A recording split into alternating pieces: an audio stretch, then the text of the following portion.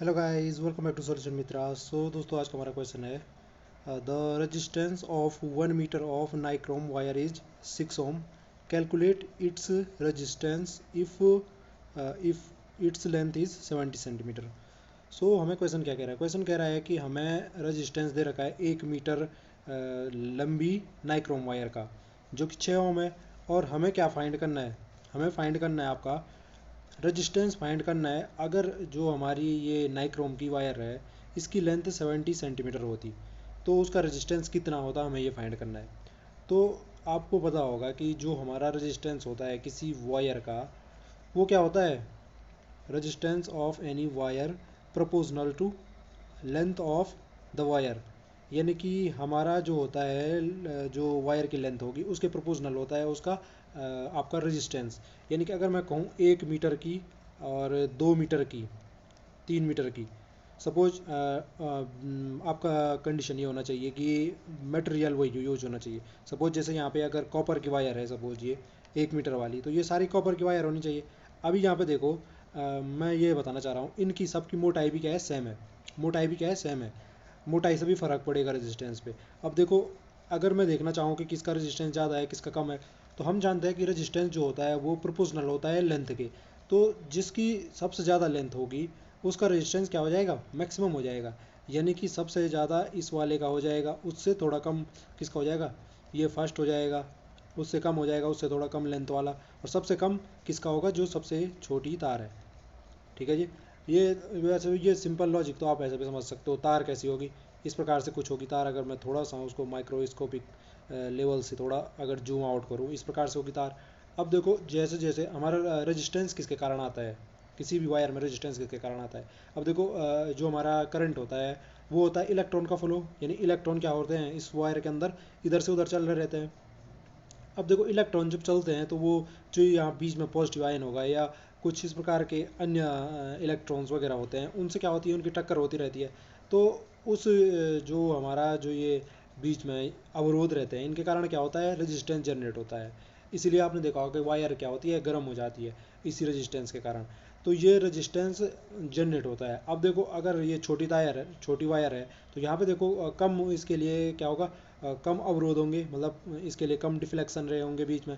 अब वायर लंबी हो गई, सेम मोटाई सेम है, तो वायर लंबी हो गई। अब देखो, यहाँ बीच में आयंस वगैरह भी तो बढ़ गए हैं, तो उतनी ज़्यादा वायर टकरा रहा होगा, यानी रेजिस्टेंस उतना ज़्यादा हो गया। सिंपल सा लॉजिक ये है। अब यहाँ पे हमारा जो ये क्वेश्चन दे रखा है, ये हमें कह रखा है, इसमें देखो, इसमें हमें मोटाई के बारे में कोई भी जिक्र नहीं है कि जो वायर की थिकनेस है वो, उसके बारे में कोई जिक्र नहीं है।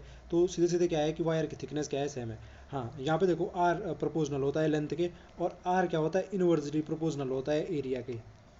ये भी याद रखना, एरिया के इनवर्सली प्रोपोर्शनल होता है। क्रॉस सेक्शनल एरिया आप लगा सकते हो, वायर का क्रॉस सेक्शनल एरिया, तो उसके इनवर्सली प्रोपोर्शनल होगा। जैसे यहाँ पे देखो, ये है कि जैसे ये वायर है और ये भी क्या है? हाँ, एक इसी लेंथ की वायर बनाता हूँ। अभी लेंथ को हम थोड़ा कांस्टेंट मान लेते, लेकिन ये दूसरी वायर क्या है? थोड़ा इससे ऐसी मोटी है।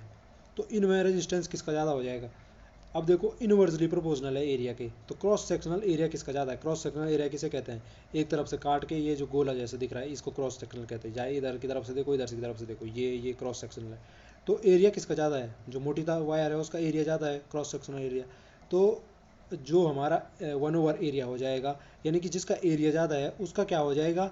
रेजिस्टेंस क्या हो जाएगा? कम हो जाएगा। और जिसका एरिया कम है, यानी कि पतलीदार है, उसका रेजिस्टेंस भी क्या हो जाएगा? हमारा ज़्यादा हो जाएगा। ये इस प्रकार से समझ सकते हो कि अब माना बात, पानी आ रहा है, सपोज ये पाइप है, समझ लो ये मोटा पाइप है, पतला पाइप है।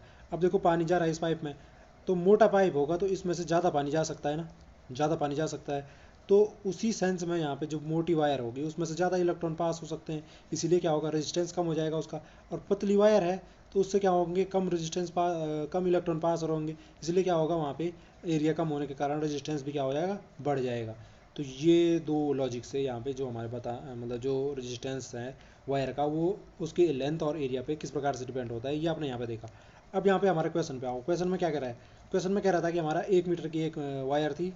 ठीक है जी, 1 मीटर की वायर थी, और दूसरी वायर है हमारी 70 सेंटीमीटर की। तो मैं ये मानता हूँ कि जो पहली वायर है R1, वो प्रोपोर्शनल है उसके लेंथ के। R1 proportional its length, suppose L1 length है, ऐसे ही हमने R2 वायर R2 मतलब जो दूसरी वायर है उसका रेजिस्टेंस R2 ले लिया, तो वो प्रोपोर्शनल होगा उसकी लेंथ के L2 के। तो यहाँ पे देखो R1 हमें दे रखा है, R1 कितना दे रखा है, अगर मैं इनको अपॉन में लिखना चाहूँ R1 by divided by R2, मैं इसको ऐसे भी अगर मैं कंबाइंड फॉर्म में लिखूँ इनकी, तो ये हो जाएगा आपका क्या, R1 by R2 equal to हो जाएगा L1 बाई L2। मैंने इनको कंबाइंड फॉर्म में लिखा तो इस प्रकार से लिख सकता हूँ R1 over R2 equal to L1 over L2। अब देखो यहाँ पे रेजिस्टेंस R1 का कितना हो जाएगा, दे रखा है हमें, R1 का रेजिस्टेंस दे रखा है आपको 6 ओम है, डिवाइड बाई क्या हो जाएगा R2 का रेजिस्टेंस, R2 का रेजिस्टेंस कितना दे रखा है जी, हमें पता नहीं है, वही तो हमें फाइंड करना है।